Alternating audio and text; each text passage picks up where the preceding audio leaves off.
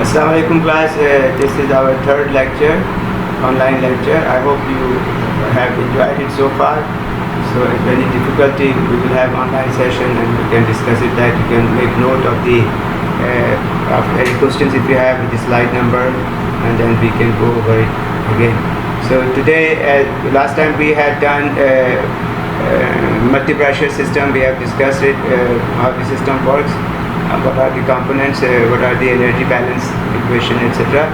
So today I'm going to solve some numerical for the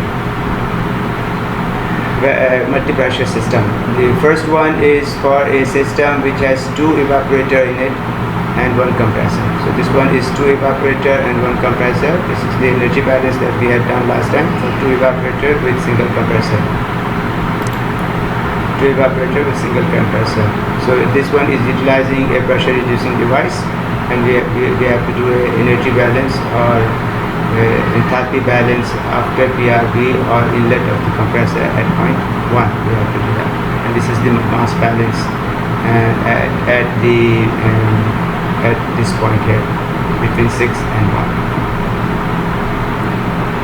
So the example is a two evaporator and one compressor refrigeration system uses R134 as working fluid. So our working fluid is R134. This is the pH diagram for that. The system operates evaporator 1 at 0 degrees centigrade.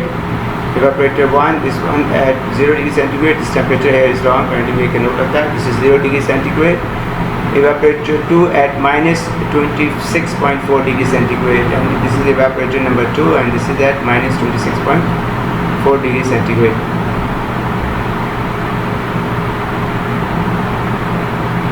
I might have, yeah, that's about the right.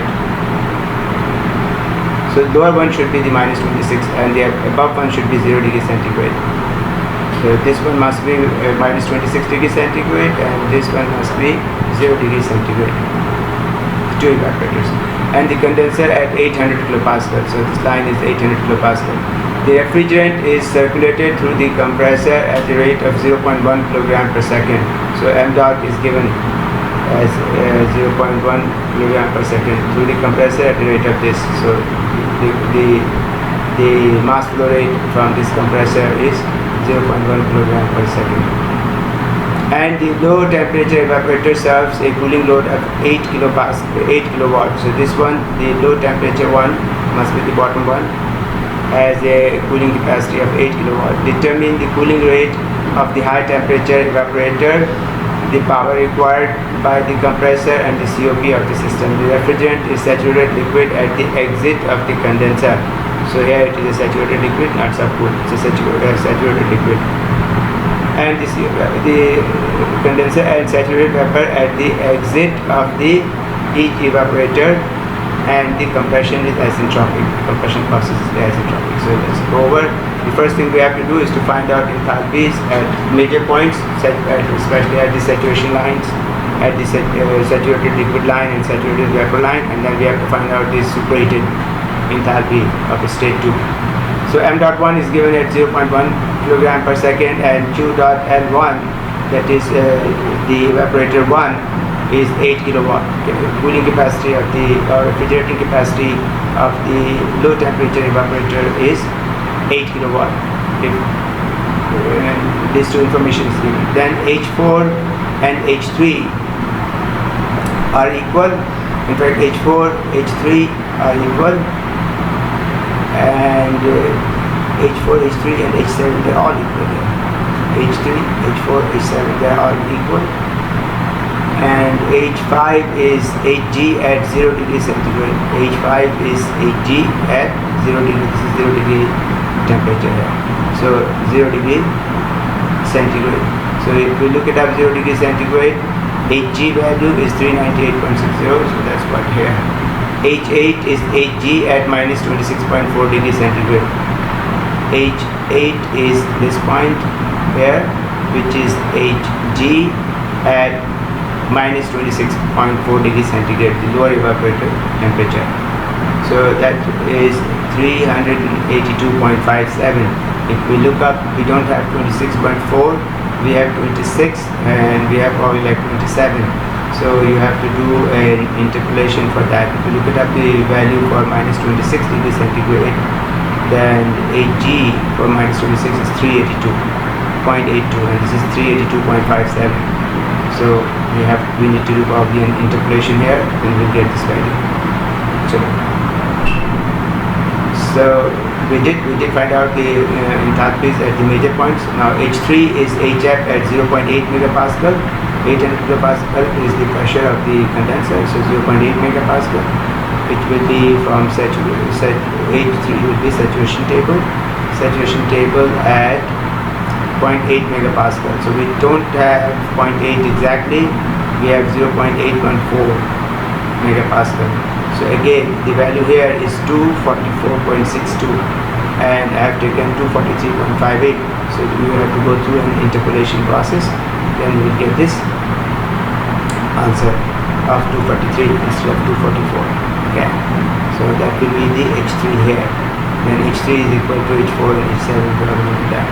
So QL1 is equal to m dot 8 multiplied by H8 minus H7.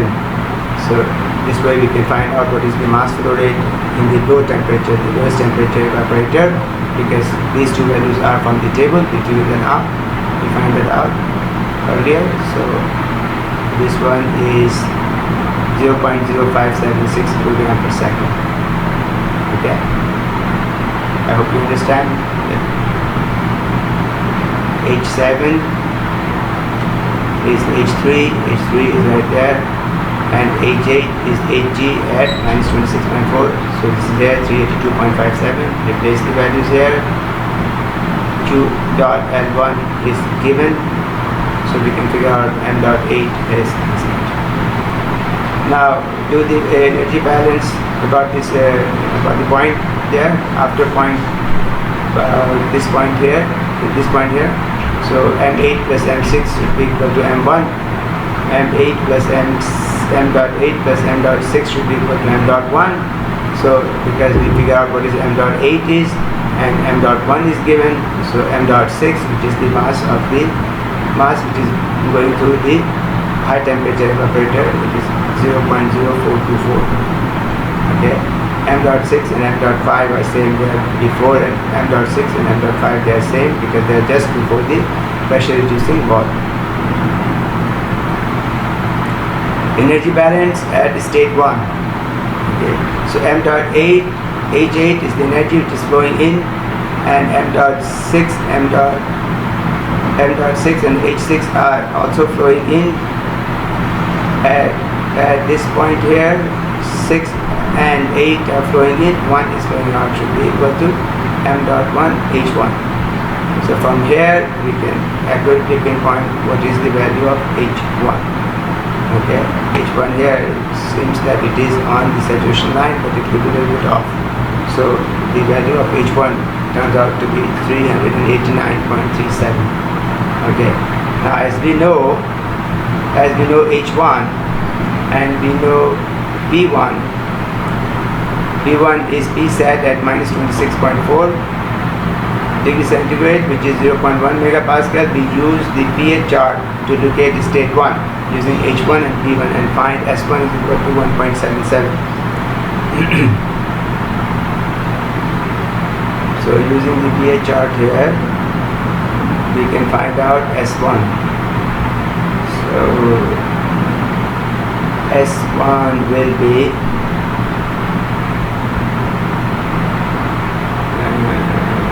we have 389 right here. I wrote down the 389 value here, and this is the pressure line, 0.1 pressure line. So we have to figure out how much value is this one, the entropy value here. That will be S1. So it is between 1.7 and 1.8, if you can see it, 1.7 and 1.8. So we have taken it as 1.77. Alright. For isentropic compression, S2 is equal to S1, and V2 is equal to 0.8, which is the condenser pressure. So from the superheated table at 0.8 megawatt, megapascal, sorry, we find H2 as 433. So if you can see it, 0.8 in separated table, I have copied it here.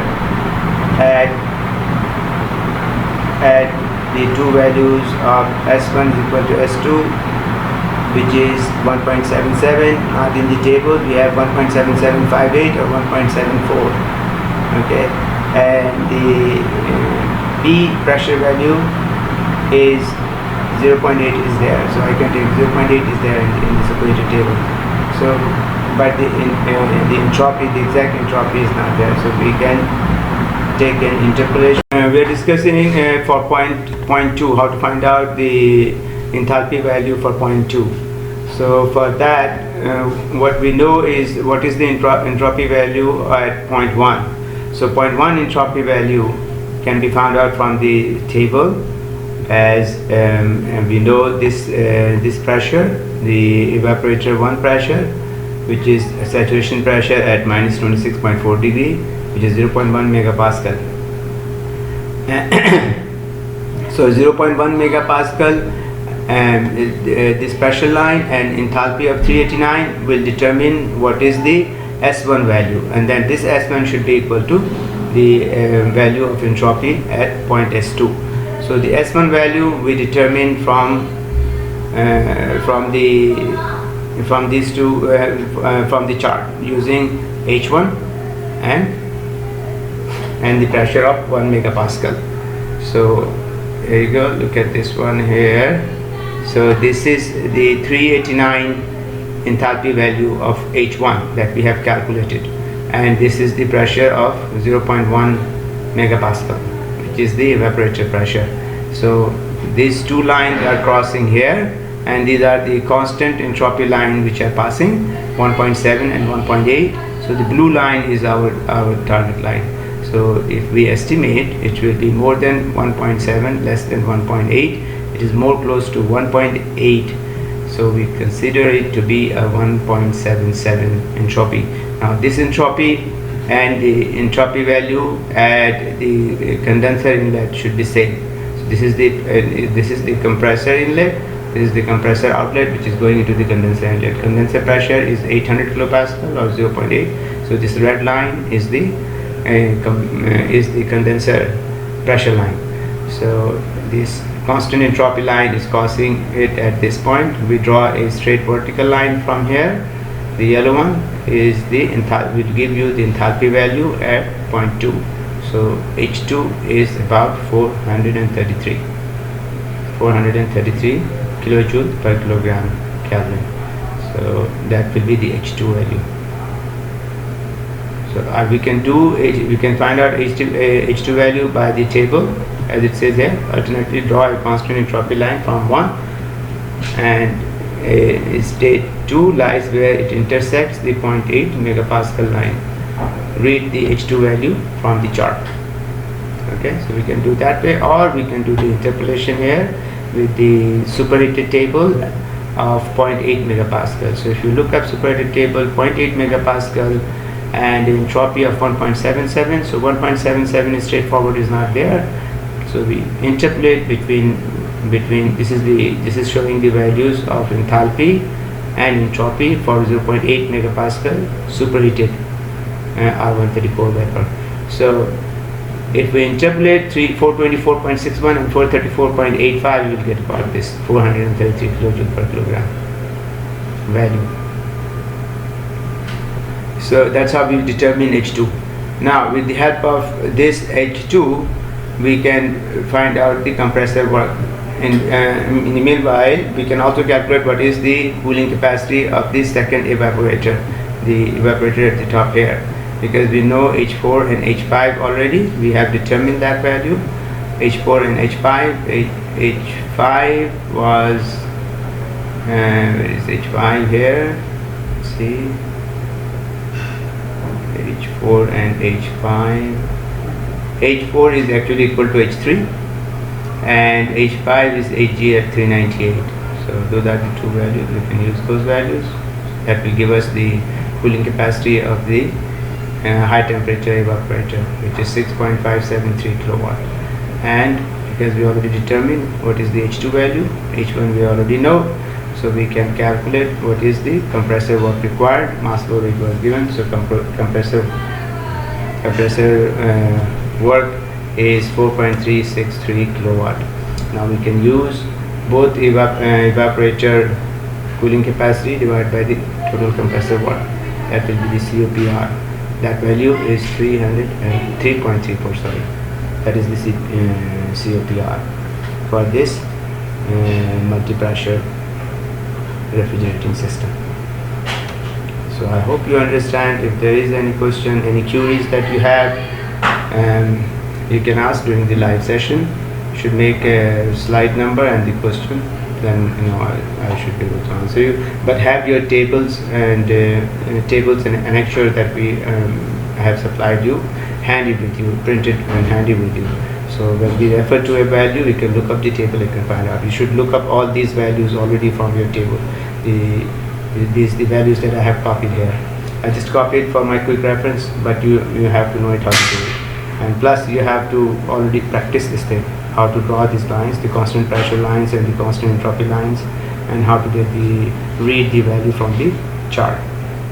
So with that, I will move forward to the second type of numerical, second type of multi-pressure system. This one is consisting of a two compressor and one evaporator. So it's a two compressor with single evaporator. It is utilizing a flash tank, and the previous one does not have a flash tank in it. It had a pressure reducing device in it, pressure reducing valve in it, but no flash tank. But this one has a flash tank, so we have to do energy balance or mass balance across the flash tank. So if we do the mass balance, then M3 is equal to M4. M3 is the mass which is entering into the high stage compression, M4 to the condenser, and M5, and from M5 to M6. So M.3, M.4, M.5, M.6, they have the same mass which is rotating here. And M.7, the mass which is coming out of the flash tank, going to the evaporator, M.8, and then from the evaporator, M.1, going to the low stage compressor, M.2. So this is the same mass which is going in all of these three devices: expansion valve, evaporator, and the low stage compressor. So that should be equal. Now enthalpy or energy balance across the intercooler flash tank. So if we do an energy balance across this intercooler, and as you are familiar with your thermodynamics study, that the energy transfer mechanism is three, that is heat transfer, work transfer, and mass transfer. Energy transfer by heat transfer, by work transfer, and by mass transfer. But in case of the intercooler, there is no work, it's a heat exchanger. No work is required. So the work transfer in and out will be zero. Similarly, because we are not adding any heat to the intercooler and we are considering it to be insulated, so there is no waste of heat either. So there is no heat transfer. So Q in, Q out will be Q dot in, Q dot out will be zero. So what is left is the mass flowing in, energy coming in because of the mass flowing in, and energy leaving because of the mass flowing out. So that's the balanced equation I have written here. So what is flowing into this flash tank is this M.2 with the enthalpy value of H2. So M.2 H2 is flowing in, M.6 and M.6 and H6 is also flowing in. So these are two energy due to the mass flow rate which is coming in, and these are the other two which is leaving. So M.3 is leaving here, M.3 H3 plus M.7 H7. So M.7 H7 leaving here. So that is the energy balance equation across the flash tank. COPR again will be the same formula: cooling capacity divided by the work required by the compressor. Because we are using two compressors, so we are going to add work required by both of the compressor. And cooling capacity produced by the single evaporator here. So that is H1 minus H8. So that's the COPR value. Okay, now moving on. This is the example problem on that system. 2 compressor, 1 evaporator. Okay, with the intercooler, with the flash tank. So consider a 2-stage compression refrigeration system with R134A as the working fluid. The refrigerant leaves the condenser as saturated liquid at 1 megapascal. So the condenser pressure 1 megapascal, and it's throttled to a flash chamber come intercooler. So we are using intercooler, flash chamber, both operating at 0.3 megapascal. So this is the flash tank pressure, which is 0.3 megapascal. The evaporator has a capacity of 50 kilowatt. The only evaporator I have here is this one. It is 50 kilowatt, sorry, not kilowatt, 50 kilowatt. And the refrigerant leaves the evaporator as saturated vapor at minus 20 degrees centigrade. So this point 1 is at the saturation line, because it is the exit point of the evaporator, as it says here, at minus 20 degrees centigrade. The compression process for both compressors are isentropic. So we are considering isentropic process. Use pH plot for the cycle to determine the mass flow rate of the refrigerant through the low and high pressure compressors, the dryness fraction at entry to the evaporator, and the COP of the refrigerator. Okay, so we again start with finding out the enthalpy values at the saturation points. So first saturation point is this H1, point 1. So point 1 is at minus 20 degrees centigrade. So I have copied that table here, saturation table for R134, minus 20 degrees centigrade. So you look it up, it's 386.55, that's what we copy here, kilojoule per kilogram. The second saturation point is this point 3, H3, which is at 0.3 megapascal. So 0.3 is not there, not in the table. What we have is 0.2 and 0.29 and 0.31. So we have to interpolate between these two. So it's 398.60 and 399.77. So when you interpolate it, you will get about approximately 399.00 kilojoule per kilogram. Now H5 is Hg at 1 megapascal. So for Hg at 1 megapascal, so 1 megapascal in saturation table is not there exactly 1 megapascal, but we have 0.96 and 1.01, and the value is 253 and 256.41. So interpolate between these two values. We should be getting it 255.48 kilojoule per kilogram. Okay, and then H7 is the saturated vapor and saturated liquid, HF, at this 0.3 megapascal. Again, for this also we have to do an interpolation. It is between 200 and 202, 0.3 megapascal, 0.29 and 0.31. So HF value is 200, 0.29 and 202.69 for 0.31. So if you interpolate, you should be getting about 200.89. So these are straightforward from the table, these values. Now H6 is equal to H5, so we know that, and H7 is equal to H8, so those are already known. What is not known is these superheated region, 0.2 and 0.4. How to find that? You can either interpolate the superheated table or you have to use the chart. Here it says use the pH plot of the cycle to determine. So I will show you both, how to do with the interpolation and how to do with the chart. Q dot L, the only evaporator here, H1 and H8 we find out, so we can find out what is M dot 1. So M dot 1 is 0.2693 kilogram per second, and H6 we are also required to find out what is in the first one, the mass flow rate of the refrigerant through the low and high compressor. So we have to find the mass flow rate. That's why we need to find out what is the X value, the quality at 0.6. So the quality at 0.6 will be H6 is equal to H7 plus X6 times H3 minus H7. All these enthalpy values we already found out. So we can determine what is x6. So x6 is 0.2756. Okay.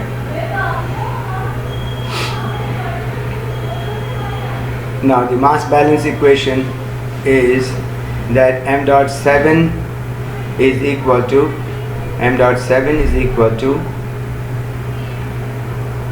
m dot 5. M dot 7 is equal to m dot 5 plus m dot 5 all of m dot 5 minus what is gone to the flash tank, which is m dot 5 times x6. Okay, so m dot 7, m dot 8, m dot 1, they are same. M dot 5, m dot 4 and m dot 3, 4, 5 and 3, they are the same here, from the high pressure compressor. So if I substitute the values here, I will get m dot 5 as 0.3718. So m dot 1 is the mass which is circulating in the low pressure compressor, and m dot 5 is the mass which is circulating in the high pressure compressor.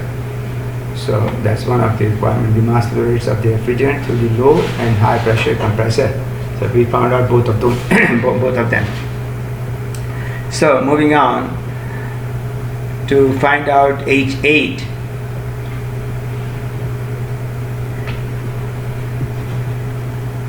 Question number 2, it says the dryness fraction at the entry to the evaporator, this point. We need to find out what is this point. So this will H8 will be equal to, because it is in the mixture region, it will be equal to HF at this pressure, which is minus 20 degrees centigrade at this temperature or at this pressure, plus X8 times Hg minus HF, Hg minus HF, Hg of this point and HF of this point at that pressure. So if we take the value at minus 20 degrees centigrade, if we take HF and Hg from here, so 386.55 and 173.64, if we take these values, differentiate and take the difference, multiply it with the X8 and H8 is already known. All these values are coming from the table except the X8. So the quality of the vapor entering the evaporator is 0.128. 0.128 is the quality. Instead of, if we just expanded from 5, the quality would have been right here. But because we have used the flash tank, so the quality is at this point here. So it's a low quality, but it has more moisture in it, less gas or moisture in it, which is good for the refrigerating system. COPR will be the cooling capacity divided by the 2 compressor work. We already found out all these enthalpy values, and Q dot L, we already know it. It has been given as 50 kilowatt. So using that, we can figure out that the COPR is 3.71, which is about right. Okay, so that is it. This is by simply doing it with, did I miss something? I think I missed H2 and H4. Yeah, how to figure out H2 and H4. So H2 and H4, as I said, they are both in the superheated region. Okay, so there is 2 ways that we can do it: either interpolate the superheated table or use the chart. So for that, H2, if you look up, the first one is H2. H2 is at the constant entropy line from point 1. So we have to determine the entropy of point 1, then we draw the line and see where it crosses 0.3 megapascal. So it is this one. 0.3 megapascal is not in the table. We have 0.2 megapascal and we have 0.4 megapascal. So we are going to interpolate between these two. 390 double interpolation will be required. First, find out what is the enthalpy value at 0.3 by interpolating this one. At the given entropy, the entropy we will figure out. Entropy point of point H1 is minus 20 degrees centigrade.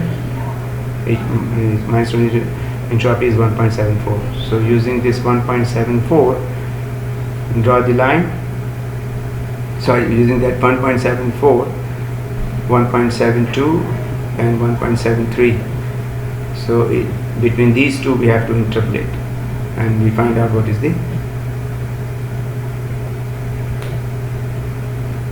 and the pressure between the point 3. First find out what is the value at point 3 pressure, and then interpolate again to find out at point 3 and 1.74 this entropy value 1.74, what is the H2 value.